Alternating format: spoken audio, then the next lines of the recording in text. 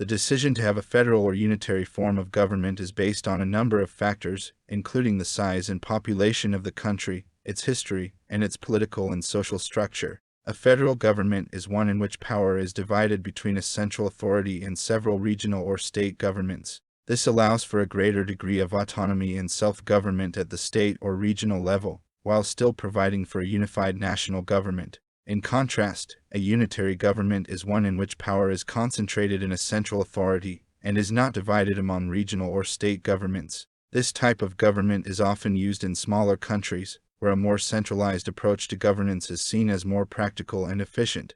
There are several advantages to having a federal form of government. One of the main advantages is that it allows for a greater degree of local autonomy and self-government. In a federal system, power is divided between a central authority and regional or state governments, which allows for a more tailored and responsive approach to governance at the local level. This can be especially beneficial in large, diverse countries where a one-size-fits-all approach to governance might not be effective. Another advantage of a federal system is that it can help to prevent the concentration of power in a single individual or group. By dividing power among different levels of government, a federal system can help to safeguard against abuses of power and ensure that the interests of all members of the federal union are represented. This can promote greater stability and democracy within the country. Additionally, a federal system can provide for a more flexible and adaptable form of government. Because power is divided among different levels of government, a federal system can allow for greater experimentation and innovation in policy making, which can help to promote economic and social progress.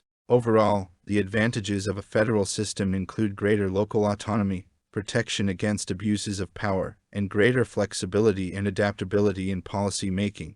One of the main advantages of a unitary state is that it allows for a more centralized and efficient form of government. In a unitary state, power is concentrated in a central authority, which makes it easier for the government to implement policies and make decisions that affect the entire country. This can be especially beneficial in smaller countries, where a more decentralized approach to governance might not be practical or efficient. Another advantage of a unitary state is that it can help to promote national unity and cohesion. By concentrating power in a central authority, a unitary state can help to ensure that the interests of all parts of the country are taken into account, and that there is a sense of shared national identity and purpose. This can be especially important in countries that are ethnically or culturally diverse, as it can help to prevent the emergence of regional or local rivalries that can lead to conflict. Additionally, a unitary state can provide for a more stable and predictable form of government. Because power is concentrated in a central authority, a unitary state can be less susceptible to changes in political leadership or shifts in public opinion, which can promote greater stability and predictability.